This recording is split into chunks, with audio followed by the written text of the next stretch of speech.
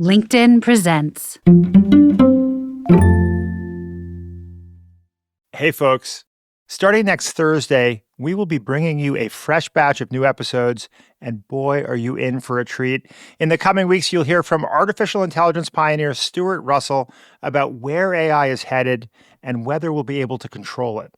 Our curator, Susan Cain, will speak with two authors who've written a groundbreaking book about the power of art to transform your physical and mental health. And the great Michael Lewis will tell us about his forthcoming book, Going Infinite, an intimate account of the rise and utterly catastrophic fall of FTX and Sam Bankman-Fried. Sure to be one of the most talked about books of the season. But until then, we're bringing you one more from our archives. You're about to hear my conversation with cognitive scientist turned professional poker player turned decision strategist Annie Duke about her recent book, Quit: The Power of Knowing When to Walk Away. In case you missed it, or even if you didn't, we wanted to share it again in the hope that it might inspire you to quit something that's holding you back. Enjoy.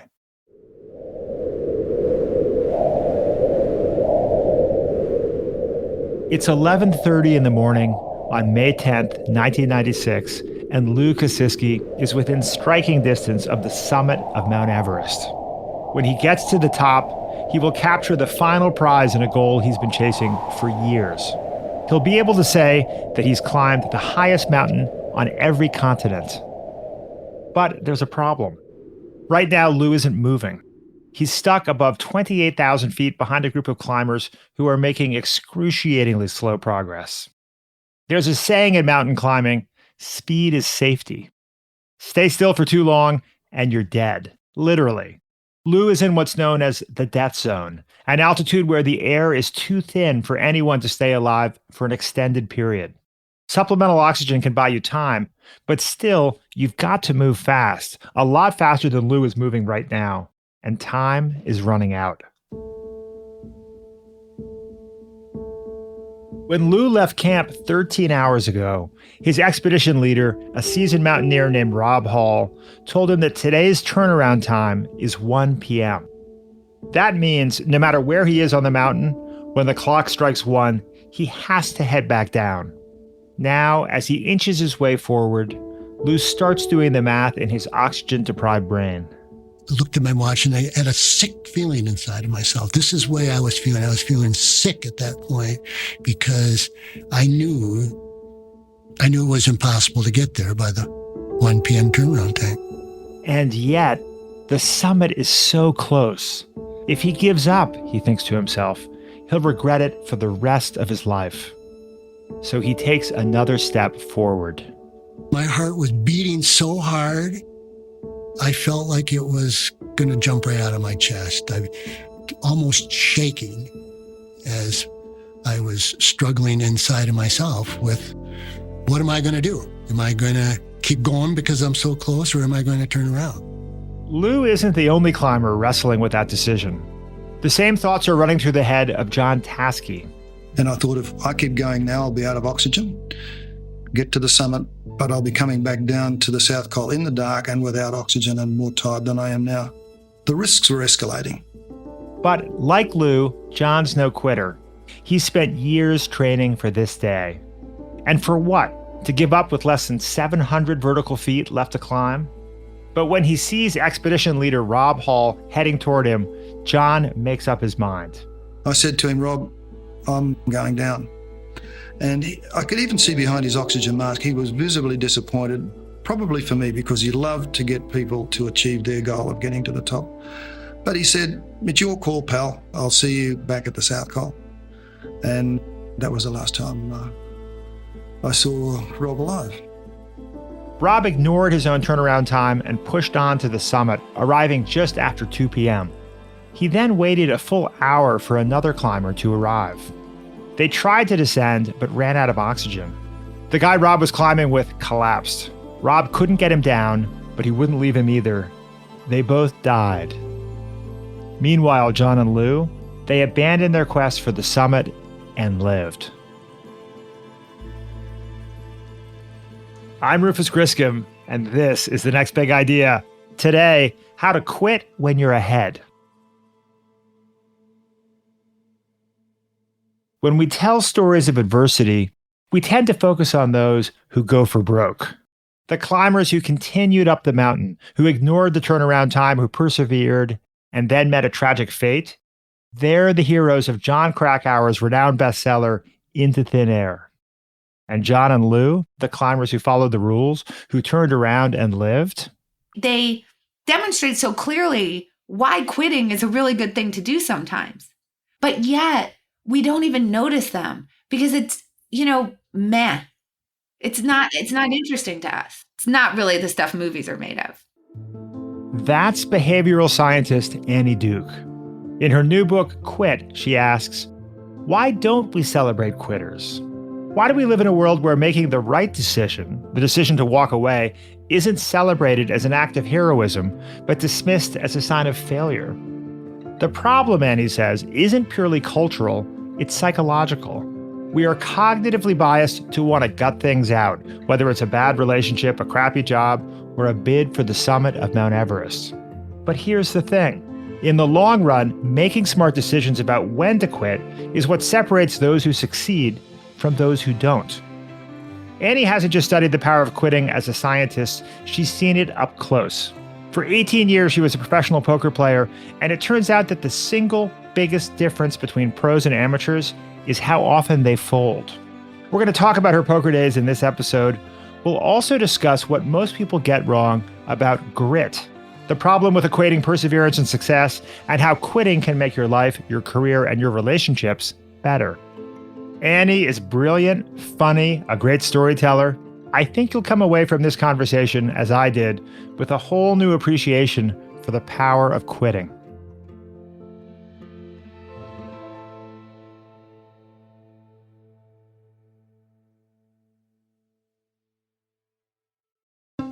From LinkedIn News, I'm Leah Smart, and this is Everyday Better. Join me every week to explore the stories and ideas that show us how we can live even better every single day with people who are changing the world. Tune in to my weekly podcast, Everyday Better, wherever you like to listen.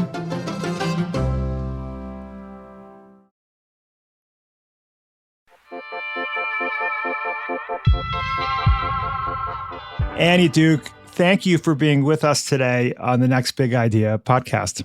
Well, thank you for having me. I hope I can live up to the introduction. No small challenge. Annie, I was speaking some months ago with a leading literary agent who represents many famous authors who've written these wonderful books about the intersection of science and how we can be better at our lives. And she said to me, when you get to know these authors, you realize that most of them are solving problems. In writing their books, they're solving problems in their own lives. Daniel Pink has put this another way. He says, research is me-search.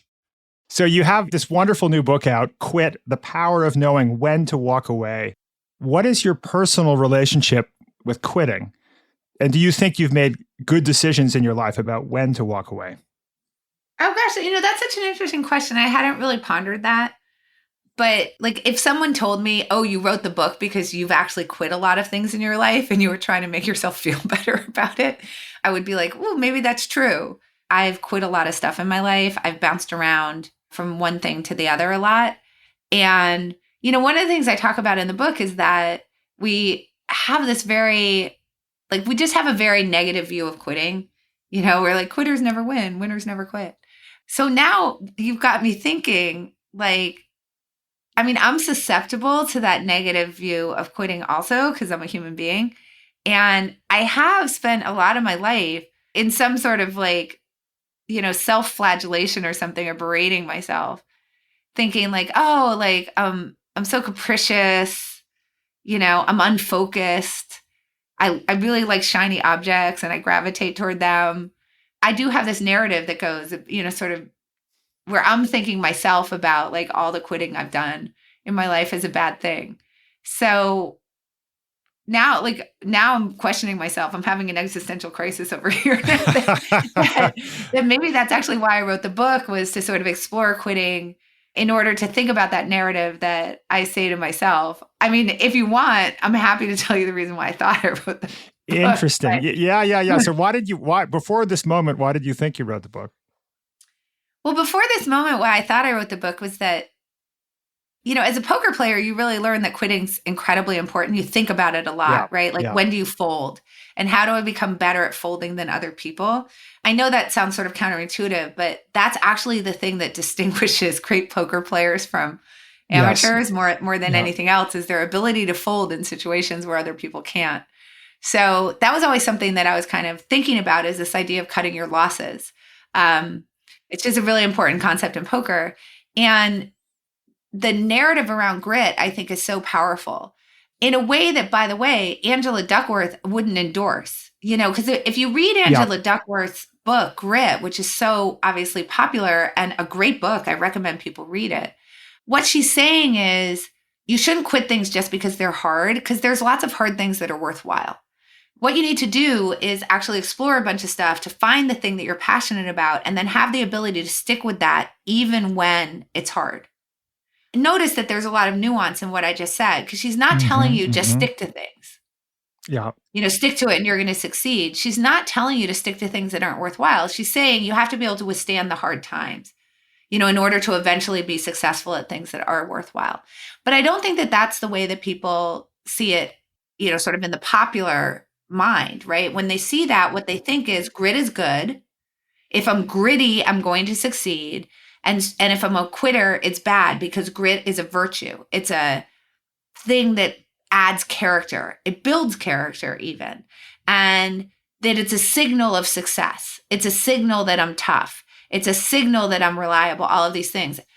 So I was honestly a little frustrated with what I think the reading of grit, like the way that that's been distorted, because as a poker player, I know that you shouldn't stick to things, because the thing about grit that people need to realize is two things. One is grit does get you to stick to hard things that are worthwhile, but it also gets you to stick to hard things that aren't worthwhile. And that's a big problem, because you shouldn't spend your time on things that aren't worthwhile. It sacrifices your ability to spend time on things that are. So that's the first thing for people to understand.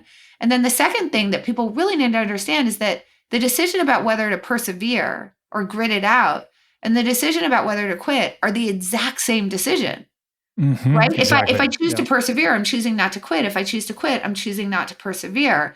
And so it's not so much like one is good as one is bad. It's when should you stick to things and when should you quit them? And I just felt like that was a message that needed to get out there. I felt like people needed to hear the other side of the conversation, because I think that when you hear both sides of the conversation, it just makes the conversation better. Yeah. But now I'm thinking it was just an existential crisis. So I just told you why I wanted to write it, but I'm pretty sure it's just an existential crisis now.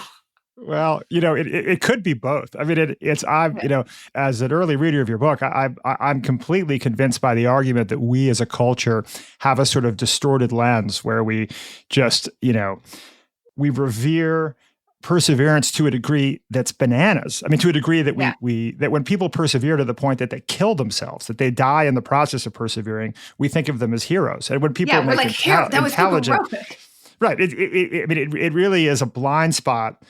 You've convinced at least one reader that that we have a collective blind spot. But I also think your own story is interesting, because to some degree, I mean, you've had this wildly successful career as a top poker player, winning millions of dollars, and now as a top writer. You started off as an academic on a path to great success in academia, and it was somewhat random chance that knocked you off that path and knocked you into a career as a professional poker player, right? So you kind of somewhat accidentally stumbled into this realization that wow, the quitting of your academic path, which was somewhat involuntary, ended up having a wonderful upside for you.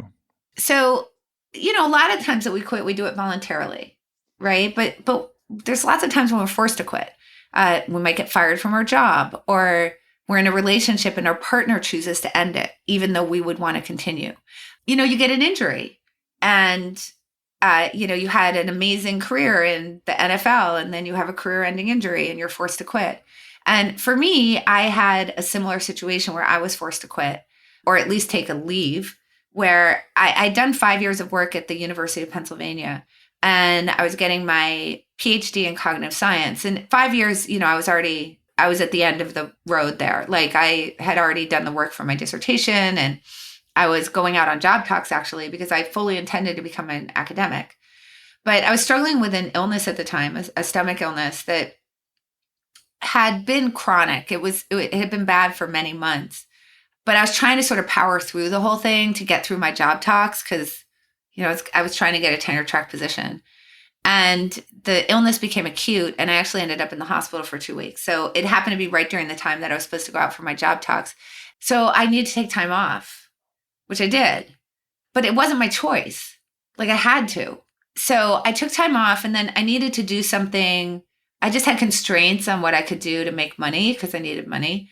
I couldn't start a new career because I was planning to go back to academics. So I didn't want to do something which was like a new career. I couldn't do something that was 9 to 5 because I didn't really know from day to day whether I was going to feel okay. And I didn't really want to do something where I was like taking a job, which I was then going to have to like quit when I went back to academics. So I just sort of felt like I had constraints. And, in talking to my brother, he's the one who actually suggested that I play poker because it kind of fit all of my needs, right? Like I could play when I wanted to. I didn't have a boss. And I could leave at any time with no harm to anybody else and just go back to academics. And that's how I actually ended up playing poker. It was something I was going to do in the meantime while I was recovering. And obviously the meantime turned into a long time, actually about 18 years. But, I point out that I think that the thing that I learned from that was that quitting's okay. And it shouldn't take you being forced into the choice to do it for you to consider doing it more. Because the thing that we don't really realize is that when we're doing things, we're not exploring all the other opportunities that are available to us. That moment where I had to quit actually caused me to explore poker as an option. And it turned out that for a long time, that was the main thing that I did. And I think that I actually learned that lesson pretty well and kept going. And interestingly enough, if we go back to my existential crisis, because we're just going to make this a therapy session now. Oh, good. I spent a good part of my life really beating myself up for that, right? Like that I didn't stick with academics, that I had let down my advisors, right? Like so these are all the things that we tell ourselves under these circumstances, that my advisors had put so much time and effort into me, and now I was letting them down. And I felt like I was a failure, that I had left academics. But first of all, number one, when I reconnected with my advisor, it turned out she was just really happy for me. And she sort of articulated that, like, you didn't waste anything. Like, we just wanted you to go and be happy. And I think that was an important thing that I learned. And then the second thing was that I'm back in academics now. I'm at the University of Pennsylvania. I teach exec ed at Wharton. I work with Phil Tetlock and Barb Mellers in their lab. I work with Marie Schweitzer in his lab, and I'm doing research. And, that's a thing that we also forget, is that the things that you quit, you can also, you can often come back to. And the way that we think that other people are viewing our quitting is usually not at all what's true. So, I think that that's also been helpful for my ability to sort of like move around a little bit. But I think there's just really important lessons in there. Like, don't wait to be forced to quit in order to learn all these lessons. Like, think about them before you have to. And I think that may be even more true today than it was decades ago, that we can have, like when I'm talking to my kids, I have more this view that like, the question isn't what career will you have, it's what careers, plural, will you have? Yeah. And in what sequence do you want to have them, right? I mean, like we live at a time where you can do a lot of different things. And actually that, the cross-pollination can be really empowering. And this happened for you in the sense that, as it turns out, poker is this perfect laboratory for social science and studying human behavior. You could see it almost as a lucrative, was it 18 years or something, of field science, of social science, right? Well, I mean, it absolutely informs the way that I think about these things. I think that I have an experience that I think a lot of cognitive scientists don't, which is in this environment that poker is, which is really high stakes, fast paced decision making under uncertainty. Mm-hmm. It's when we're under these conditions of extreme uncertainty that cognitive bias gets amplified. So, I talk in the book about sunk cost bias, which goes along with this idea of waste, where we make this mistake when we're thinking about quitting that we take into account the resources that we've already spent in deciding whether to continue, whether to grit it out, whether to spend more. And that's a mistake, because what you should care about, is it worthwhile to continue going forward? So like a simple example of that would be, if you own a stock and you've lost money in it, you're much more likely to hold on to it than if you approach that stock fresh and thought about whether it was worthwhile to buy it on that day. Exactly. Yeah. So, the way to think about it is, if you wouldn't buy it today, you shouldn't hold it today. Exactly. But instead, what happens, and you hear people say this all the time, is I can't sell it because I need to get my money back. So that's like a perfect example of sunk cost, because it's like, well, you can't get those dollars back. You already spent them. The question is, what can you do going forward? Where should your next dollar go? Should it stay in this stock or should it move? And if you would not buy the stock today, then you should sell it and move the money to a stock that you would buy. But we don't do that. And it's not just about like stock. It's like, people are in a bad relationship and you say, why don't you leave? And it's like, I put so much time into it already. Or, they're staying in a job that's clearly making them unhappy. And you say, why? Well, then I'll have wasted all of my time here. What about all my training for this job? And it's like, but you're miserable. If you knew this was the situation you were going to be in, you wouldn't take the job today. So, that's the sunk cost fallacy. So we really understand the sunk cost fallacy from like a scientific standpoint. But when you're sitting at a poker table, you get a different view on it, because you literally hear a player say, I had too much in the pot to fold. And it's like, buddy, that money's already in the pot. You have to protect the money that's in your stack. Yeah, exactly. Because the next chip you put in better be money good. But we all fall for this thing, the sunk cost fallacy. So this is just sort of the situation that we're in. And when you're at a poker table, you just see it so clearly, because they basically say the biases out loud every single session that you play. So I think it just like gave me a different view on it, right? Where I could feel it so deeply because I saw it every day so deeply in these high stakes situations with people who knew better. And as you point out in the book, professional poker players fold 75 to 85% of the time. Amateurs fold less than half the time. Right. So there's a really clear distinction. And you see this difference in how we think about failure and quitting at the highest levels of entrepreneurship, venture capital investors. And I love your comment. We had a great conversation with Maria Konnikova, who had already convinced us that life is not chess, it's poker, right? We live in this world with incomplete information. We have to make bets with incomplete information. We're sort of at the mercy of powers that are out of our control. But over time, all the good luck and bad luck balances out. Right. If we're disciplined about our decision making. That's exactly right. And the problem is that, I use this phrase throughout the book saying, our decisions are the worst when we're in it. And what does that mean? This is something from Daniel Kahneman. This is the way that he talks about it, which is when you're facing down the decision, that's when you're going to be at your most irrational, because all of what you just talked about, that short-termism is going to be at its height, right? It's going to be at its worst, right? I don't want to feel bad now. I don't want to have wasted my money now. I don't want to feel like I failed now. One of the things that I say in the book that, where I say like one of the things that causes it to be really hard to quit is that's the moment where you go from failing to having failed. So notice when you're failing, there's still a chance you could succeed. But once you quit, that's done, right? You have to take the loss. Or as Richard Thaler would say, you have to now close the account in the losses. And that's a thing we don't like to do. And so instead of thinking about how do I reach my long-term goals? How do I make sure in the long run that I'm getting the best results possible? Which is clearly going to involve quitting the bad stuff. I want to quit the bad stuff and stick to the good stuff. Instead, we get caught up in the moment in this totally short-term thinking of, I just don't want to go from that moment of failing to having failed. Let's take a quick break. When we come back, Andy's going to tell us how an entrepreneur named Stuart Butterfield made a decision to quit that shocked his colleagues, alarmed his investors, and turned him into a billionaire.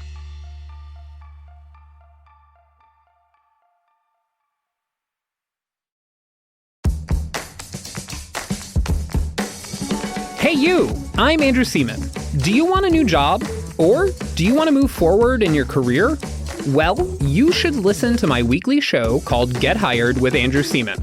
We talk about it all, and it's waiting for you, yes, you, wherever you get your podcasts.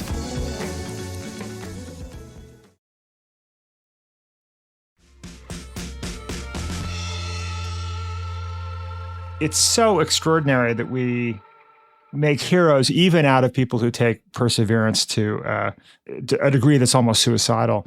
But of course, on the other hand, the stories of perseverance that stick in our heads are all these sort of heroic tales of Dr. Seuss's first book was rejected 27 times. It was the 28th time he submitted it that it was accepted. Or Sir James Dyson spent 15 years. He created over 5,000 failed vacuum prototypes. Right. It was the 5,127th prototype that became the first bagless vacuum cleaner and turned Dyson into a billionaire. Right. And of course, Edison has a lot of the most famous quotes about perseverance. And so we hear these stories, and what we take from it is, I need to be grittier. What do you say to that response? So let me start just at the basic level. What you just told me a story that told me that Dyson quit a lot. True. Because he didn't stick with. He made a prototype and he didn't stick with it. He tried a different way to do it, right? So we need to understand a lot of, you have to think about quitting in different ways. And some of it is a lot of the great success stories in startups are huge. They started off as one thing or developing one kind of product and they totally rejected it and went and developed another one. And that's what ended up working. So let's not get on the overall level of just stick to everything and you'll succeed. You have to stick to the right things. And you think about what are the different ways to execute on the goal. Maybe the goal is to make a great vacuum cleaner because you hate your vacuum cleaner, but there's different ways that you can attack that problem. You want to stick with your company and you have a particular product, but that doesn't work. So you switch to a different product. Those are all actually examples of quitting. So let's just be really clear that whenever we stop doing something to do something else, it's quitting. But the other thing that I think is so important, just kind of on a more macro level, is just because someone has succeeded at something by persevering, it doesn't mean that if you persevere, you'll succeed. We need to not we need to not go in both directions. So anybody who's ever been successful at something has stuck to it. But that doesn't mean if you stick to something that you'll succeed.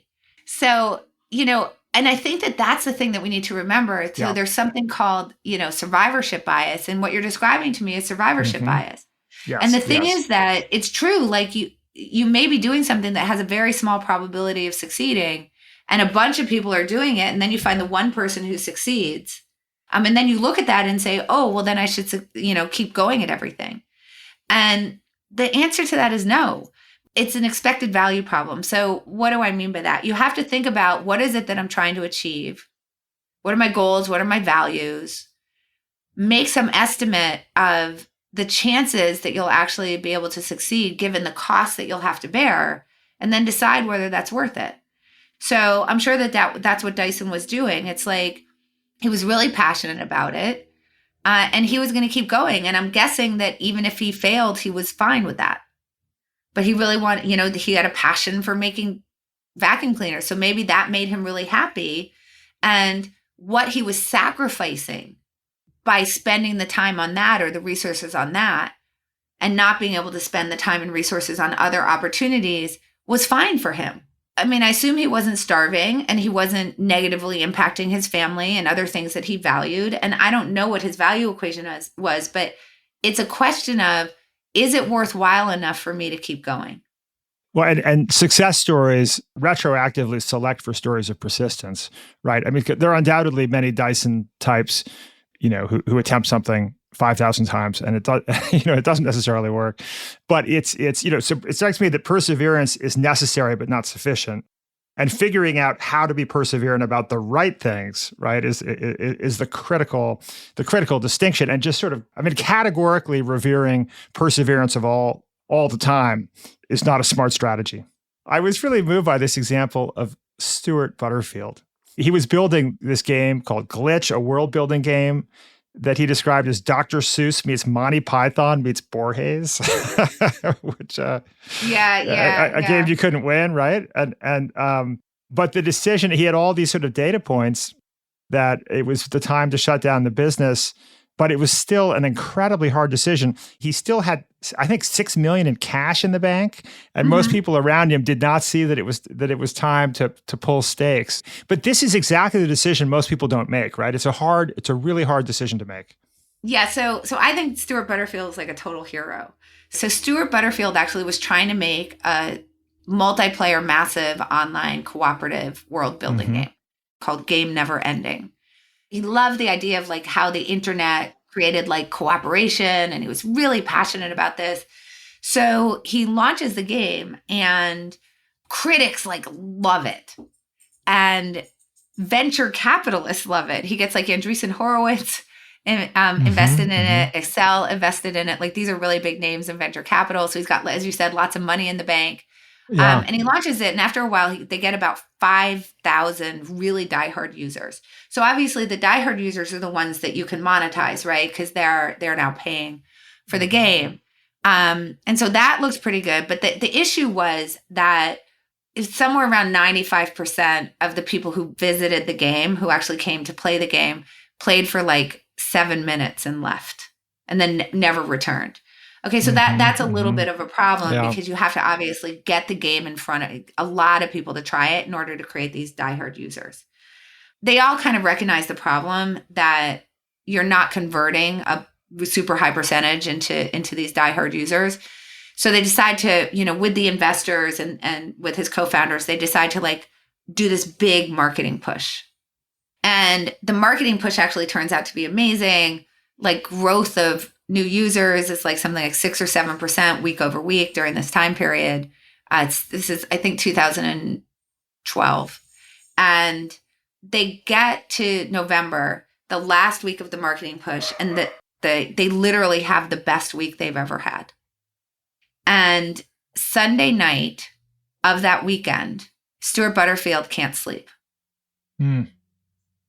And that morning, he wakes up and he sends an email to his co-founders and investors.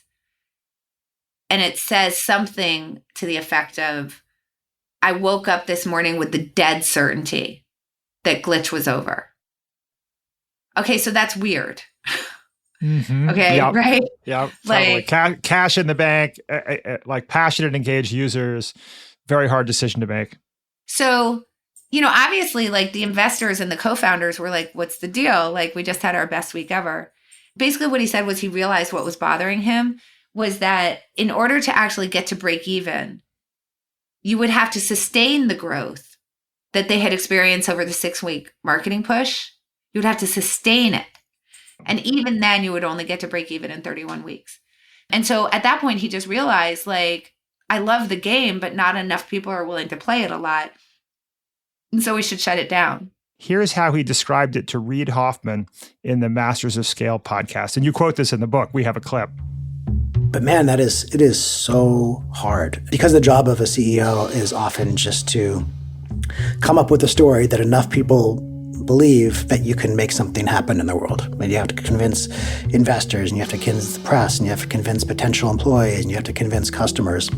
And I'd done a lot of convincing of people, to come work on this project, to leave whatever thing they were working on before, quit their job, get paid poorly in exchange for equity in something that just didn't work.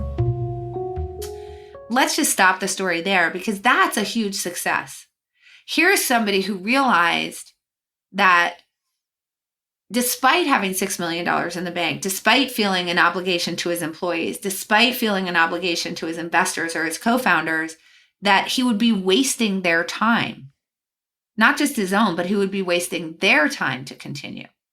Because think about it, like, for example, from the employees' perspective, right? They're obviously working for like basically no money and mostly equity. And at the point that he determined that their equity wasn't worthwhile, that it was not going to, win them a whole bunch, he realized it wasn't worth their time to be working on Glitch anymore, and that he ought to free them up so that they could go work on something that was going to be amazing and was going to change the world and was going to be incredible, where their equity would actually be worth a lot. So think about that perspective shift, right? Like how hard that is. Because what you hear from people in these situations is, I'll be letting my employees down.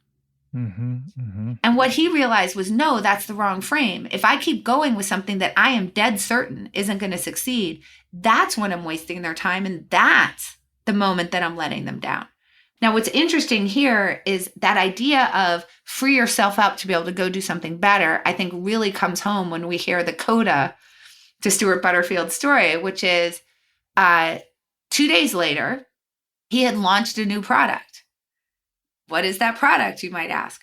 Well, in order to make it easier for employees to talk to each other internally, they had developed a communication tool within Glitch, which was really like, it kind of combined the best pieces of like email and instant messaging. It allowed you to attach stuff to messages, and you could record it for like company logs and that kind of thing. Like, so it was like this easy way to take all the best of like texting and email. And so at this point, he sort of said, I'm going to go look at that. And maybe that's something that I can develop. Now, when they used it at Glitch, it didn't even have a name, but he said, okay, maybe I'll develop that. But now I have to actually, come up with a name for it. And the name he came up with was Searchable Log of All Company Knowledge, which is an acronym for Slack. And that then comes out of this. It's an amazing story. And Slack, of course, as we use it at the Next Big Idea Club, we love it. Recently acquired by Salesforce for $28 billion. That's right. Right. So it was a huge, huge win. And what was extraordinary was that all those years of working on Glitch, they didn't see Slack, the product they were using, the tool they were using internally, as a potential opportunity. They were blind to it. It wasn't until they made the decision to quit that all of a sudden, looking around, they said, wait a second, look at this hiding in plain sight. I think that drives home the opportunity cost problem so much, right? Which is when we're doing something and we're sticking to it, we're myopic, right? Like that's the only thing that we see is the path that we're on. And we're not actually actively exploring other paths that we might be pursuing that could be better than the thing that we're doing, right? Like, we just stick to it no matter what. I mean, this is this problem of this idea of like grit is a virtue, like absent any context, just stick to the thing you're doing because we lose sight of the other things that we could be doing. And I'm not saying that means you should just jump from thing to thing, right? Or like the next shiny object, which was the thing that I always beat myself up about, right? But you should be exploring. You should always have these exploratory lines because you never know what you're not seeing. And a lot of times it takes quitting to be able to go and look. I mean, in the simplest way that you can think about it, it's like when you have a job, you're usually not exploring other jobs. It's not until you quit or you at least make the decision that you're going to quit or that you get fired that you start to explore all the other things that you're doing. And how many times when you do that and you find another position, you always hear people say, I should have done that 6 months earlier. Of course. Yeah. Right? Because then all of a sudden they realize, look at all the opportunities I was missing out on. I could have created Slack, but I was spending my time on Glitch. Yeah. Right. Yeah. And you always hear people, why didn't I do that sooner? Right. Now I see that I was missing out on all these opportunities. Well, the problem is because when you're in it, you're not looking for the opportunity. So of course you can't see it because you become completely myopic. Right. Same is true in relationships, right? It's the friend who's always complaining about the boyfriend or girlfriend, and then they finally break up, and everybody says, "Yeah, we've been waiting for you to do that for many months, for years," And then why did you tell me sooner? Yeah. Yeah. So I think that's actually really interesting. So it's two sides of the same coin. So side one is you feeling like, why didn't I do that sooner? Side two is what you just said, which is, why didn't you tell me? Right. Okay. Sure, So this is a problem that I talk about, like this difference between being nice and being kind. Yes. Right. And I think that we confuse the two. So I think a lot of our, interactions with other people are, again, this different, what's your time horizon, right? Are you trying to make someone feel good in the moment? Or you're trying to help them in the long run? And I think that we don't want to take the pain or make the other person feel pain with what we might want to say. So instead we like sugarcoat it, or we don't actually tell them the truth. So they're saying something about their relationship, like, no, your partner's great. Or maybe you don't even talk about it and they just don't point out that you shouldn't be in that relationship anymore or that job or whatever it is, right? And why? Because you're always trying to spare someone's feelings. You know, you don't want to say, look, you should really stop trying to do whatever you're doing because I have to tell you you're really bad at it. Or stop pursuing this project. It's not going well. You know, Andrew Wilkinson pointed this out, that he invests in a bunch of companies, and there was a particular CEO, I think, that he had, and the CEO wasn't doing a good job. And all his friends could see it, but nobody would tell him. And then when he finally got around to firing the CEO, everybody was like, oh yeah, you should have done that a year ago. I've known that the whole time. Okay, so why didn't you tell me that? Like, I had a business that relied on the CEO doing a good job. Think about what this cost him. The CEO is running the company. This is my capital that's invested in this company. And you're telling me that you knew for a long time that the CEO wasn't doing a good job. And when he asked them about it, they said, well, I didn't want to hurt your feelings, you know? I thought it would make you feel bad to think that you had hired someone bad, and I felt bad and I didn't want to make. Okay, but look at the disservice that you did. You know, if you really want to be a great friend to somebody, tell them the truth so that they can actually achieve their goals in the long run. And if you want to know how much you really need this for yourself as friends who will tell you the truth, but also it's really good to tell other people the truth, just know that I thought about this concept. Like, this concept ended up in the book because of a conversation that I had with Daniel Kahneman, Nobel laureate. And what he said to me is, everybody needs a good quitting coach. You know, and I was like, oh, what do you mean by that? And he said this, he goes, they need someone who will tell them the hard things that they need to hear, right? When they can't see it for themselves, because we can never see these things for ourselves. We can't see that we're supposed to stop. It's hard for us to see that we're not supposed to keep going up the mountain anymore. It's hard for us to see when our startup is failing or the job we're in isn't working out and we should just stick it out. It's hard for us to distinguish between hard things that are worthwhile and hard things that are not worthwhile. But other people can generally see that much more clearly. And so he told me, like, he gets involved in research projects all the time that really aren't worth pursuing. Of course he does. And that he himself has a quitting coach. And that quitting coach is Richard Thaler, who is also a Nobel laureate. Now, would that we all had Nobel laureates as our quitting coaches. But sure. The lesson here is more like, if you're a Nobel laureate whose Nobel Prize is literally in good decision-making, like the mistakes that we made, you know, and you feel like you need someone to see it from the outside. You still need third parties, Right, because you're going to get trapped in all of these things as well. Like, I'm pretty sure if Daniel Kahneman needs a quitting coach, I sure need a quitting coach. Absolutely. And I think your language in the book was, we need people who love us, who aren't afraid to hurt our feelings, you know. And I would say that one of the things I've noticed as I've gotten older, I'm in my 50s, is that on the one hand, we need to be more honest with our friends. On the other hand, we need to cultivate friendships that have these qualities, right? And we need to say to our friends, tell me what I don't want to hear. You know, I think we have to actively cultivate that channel of communication so that it runs freely. Well, getting back to, if we could for a moment, to Stuart Butterfield, because I just find the story so extraordinary. He's, you know, we only know that story to some degree because Slack ended up becoming a $28 billion company, right? Because we don't tell the stories of kind of making hard quitting decisions.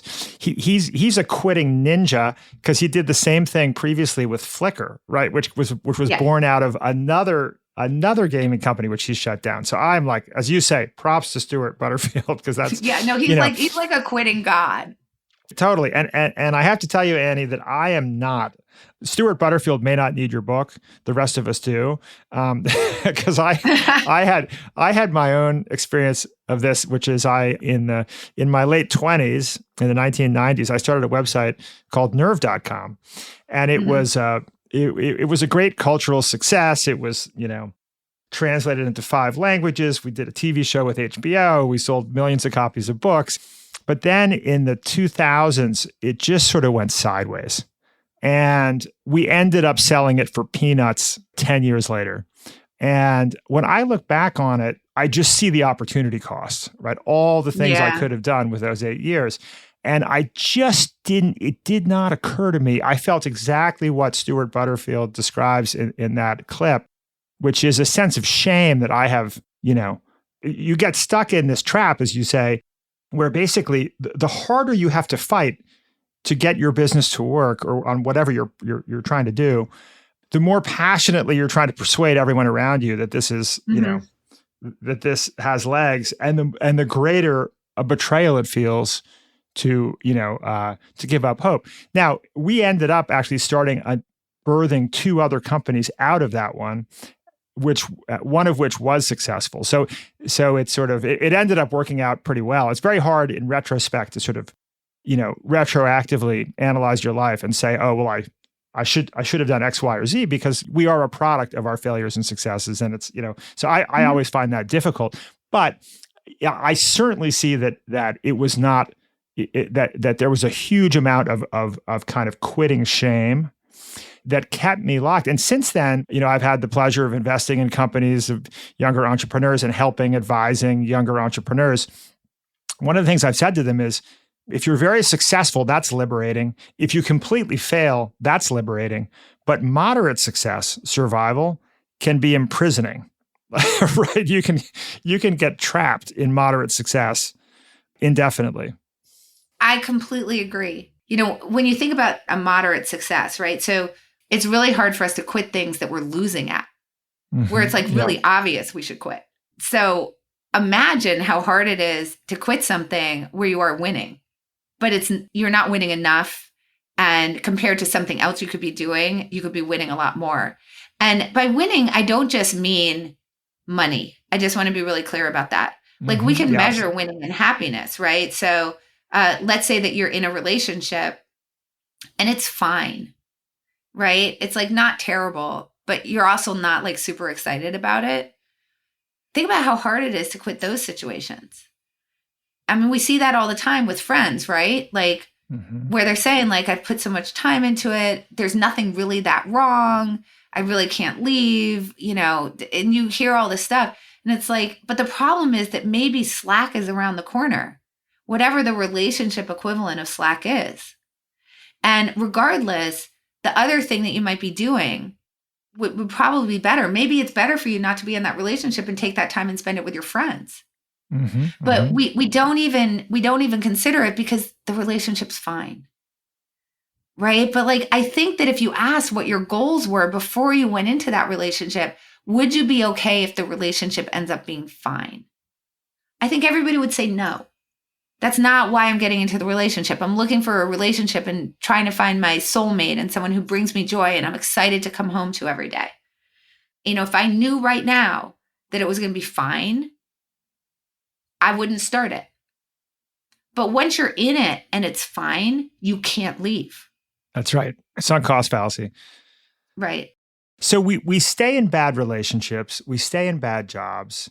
And by the way, this is not just sort of speculative. Like there's this great, I think it was Stephen Levitt, managed to get 20,000 people to flip a coin and right, and to decide whether or not to leave their jobs, which itself is just astounding, right? To get 20,000 people who were like, okay, flip a coin. If it's heads, you leave your job. If it's tails, you don't. And not entirely surprisingly, right, the response is people who chose to leave their jobs were much happier.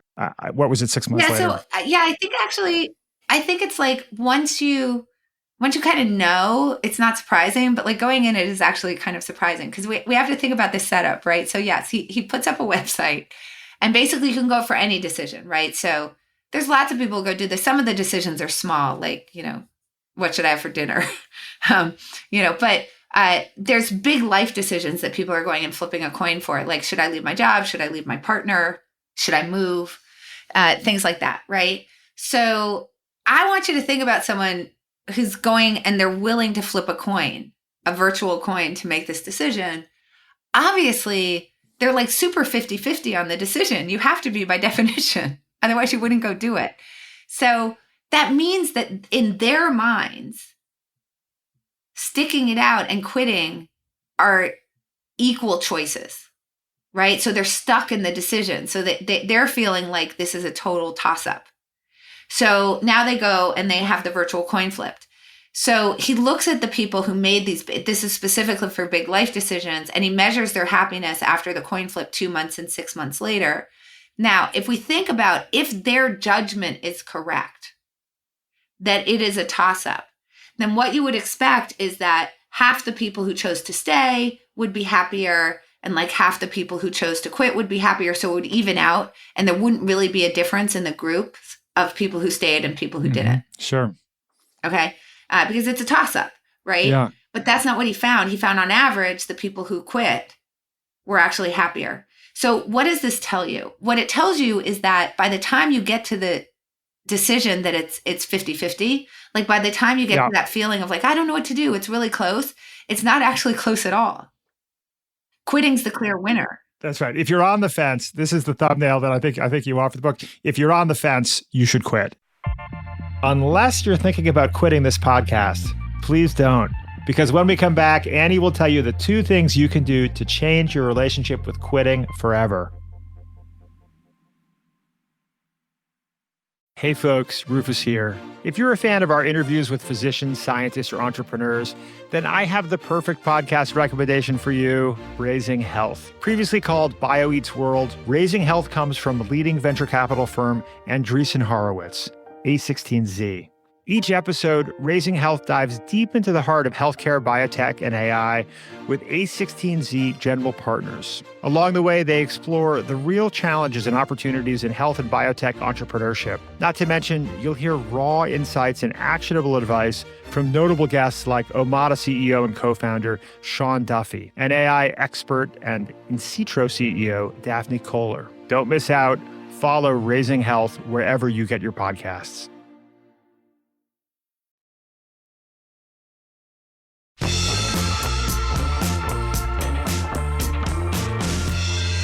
In order to better develop our kind of quitting muscles, in order to become more like Stuart Butterfield, it seems like there are a number of specific things that we can do. You talk about setting kill criteria. Like what are the takeaways both as individuals and building institutions? Like I was fascinated by the Google X example of how they build a culture, right? A culture that embraces failure, that is disciplined on the front end about figuring out how to be willing to develop a quitting muscle, so to explore more options to make better decisions. What are the kind of takeaways you would leave people with? Yeah, so I think there's really kind of like 2 big ideas. Oh, yes, and this podcast is called The Next Big Idea. So there we go. That's right. We'll take 2. 2 is great. Yeah, so there's 2 big ideas. The first one we already discussed, get yourself quitting coaches. So, I think part of that is you can think about that for yourself personally, but you can also think about that as leadership in an organization, is that you ought to be acting as quitting coaches for people. Mm-hmm. You should let them know that this is okay and let them know when the thing they're doing is no longer worthwhile.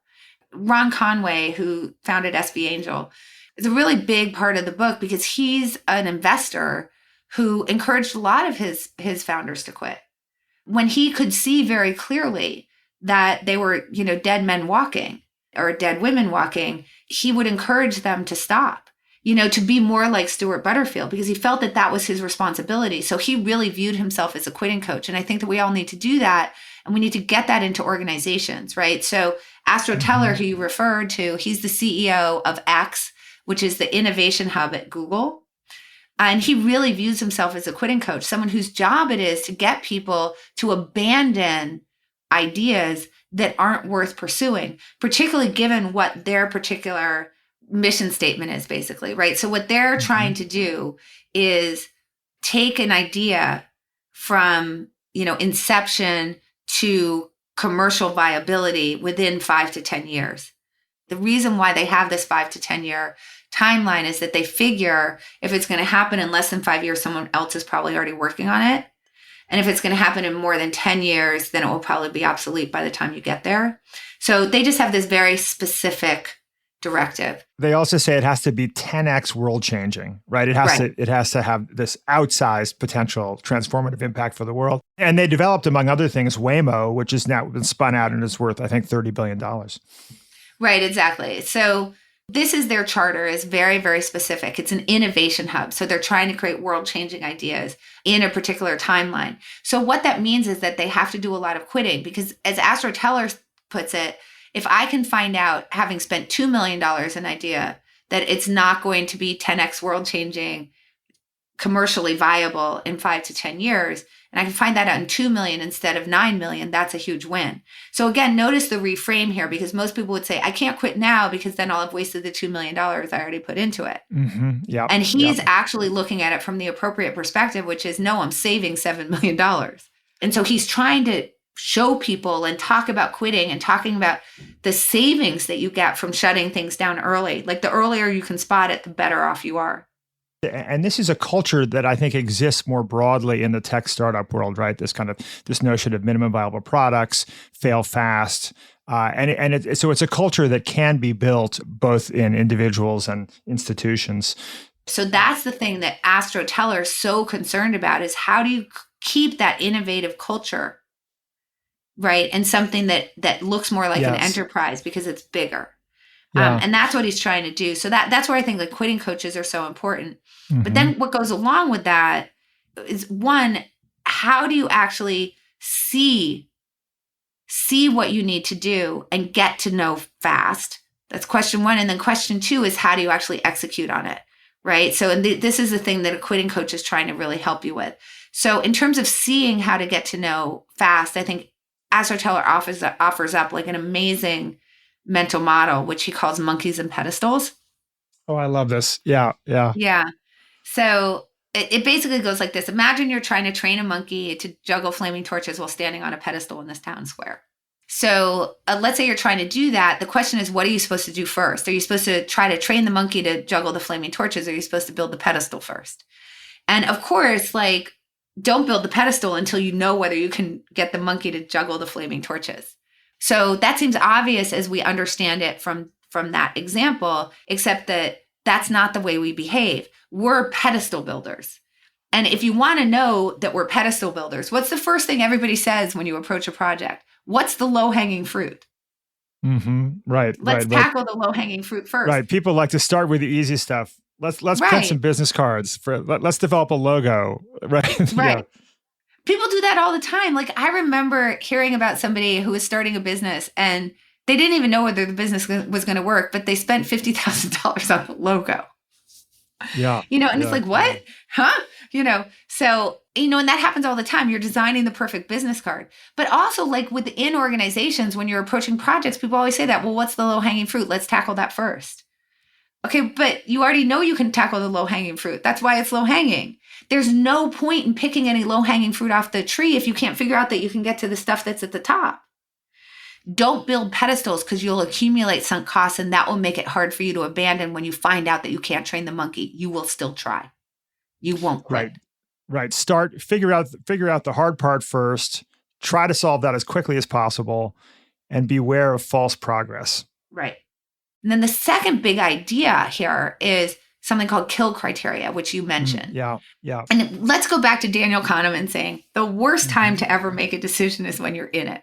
Okay, so what kill criteria do is they get you sort of out of the decision. So one of the biggest insights from Barry Staw, who is someone who has done a tremendous amount of research in this space of escalation of commitment, was we have the intuition that when we see the signals in the world that tell us that we ought to quit, that we will actually pay attention to them and do it, right? It seems obvious to us that if we were climbing Everest and a snowstorm came in, that we'd turn around. If we were going up a mountain and a fog rolled in, that we would obviously turn around. If we were running a marathon and on mile 6, we broke our leg, that we would stop. But as you know from having read the book, no. We don't. Yeah, that's astonishing. Okay. A lot of people finish marathons with broken legs. That was astounding.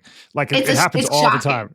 Yeah, exactly. All the time. It's not unusual. Yeah. So, and we know that, right? People just stick to things. We know that from Steve Levitt, right? That people stick to things too long. We know that from the people who continued up on Everest past the turnaround time. People stick to things too long.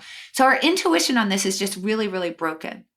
Okay. So the question is, how do we get ourselves to be better when we see those signals that we ought to walk away? How do we get ourselves to be better at actually paying attention to them and executing when we see them? And you do that by listening to what Daniel Kahneman says. Don't do it when you're in it. What does that mean you have to do? You have to do it before, right? When you start, that's when you have to do it. So kill criteria are basically a list of what are the signals that I could be getting from the world that would tell me that I need to reevaluate this. Or in some cases that would tell me just flat out that I need to walk away. It's a pre-commitment to quit if certain criteria aren't met. And that's liberating. It's liberating for the team, and it results in better decisions. And again, it makes it so that you don't have to bear going from that moment of failing to having failed. Because if you appropriately follow the kill criteria, that is now a success. So it's a way to turn quitting into a success. Like a super simple example of a kill criterion would be what I used in poker, which was a loss limit. So when I was playing poker and I was playing in a cash game, I would decide how much money I was willing to risk that night. And if I went beyond that amount, if I lost that amount, I just walked away. You know, Gary Kasparov talks about system mindset versus outcome mindset, that you always have to be making decisions in a way that's improving the system. You talk about focusing on decision quality rather than outcome, right? That if we're good scientists, and this is what I come back to when I confront in my life, the shame of failure, which kind of drives the fear of quitting.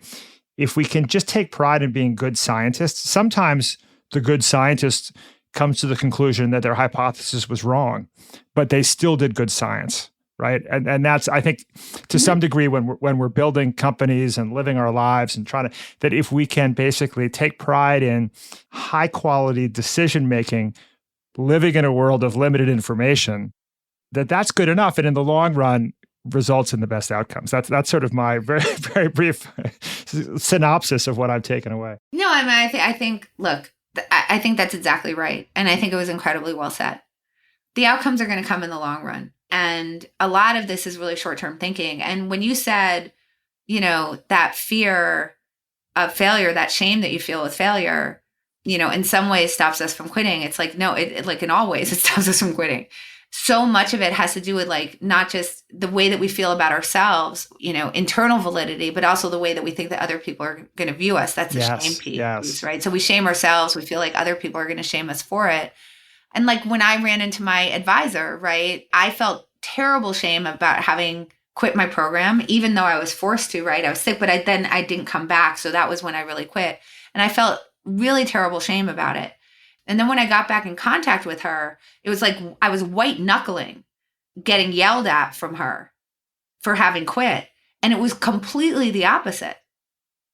It was like, oh my gosh, didn't you live a life? I'm so happy. And then we continued on with our relationship. And I just think about how sad I am that feeling of she must hate me because I quit stopped me from having, you know, there was a period where we weren't in contact because I felt so much shame about it. Sure. And it's one of the saddest things for me in my whole life because she's one of the most important people to me in many ways, very much a mother to me. And I'm so grateful that we got back in contact, but I am so sad that my own feeling of shame over having quit stopped us from having a relationship. You know, so I think that is something that is so integrated into these decisions for us, you know, and I think it's a really important lesson to realize that we normally have it wrong. Yeah, absolutely right. Yeah, the shame is misplaced, and that everybody's, in the end, has our back. And I'm so happy, Annie, that here at the end of our conversation, we've come to the heart of your existential crisis that drove the book. And I'm so glad that it did. I don't think it was really an existential crisis. I think it's really a really brilliant and highly rational assessment of the distorted lens we all see the world through. And it's so helpful. And I'm so grateful to your insights, both in the book and in this conversation. Thank you for being with us. Oh, well, thank you so much. This was so, I mean, I guess it was fun, and I guess maybe it was a little bit of therapy for me now. And you've made me actually view why I wrote the book in a different way that I think is really eye-opening for me. And I really love this conversation. So thank you so much for having me.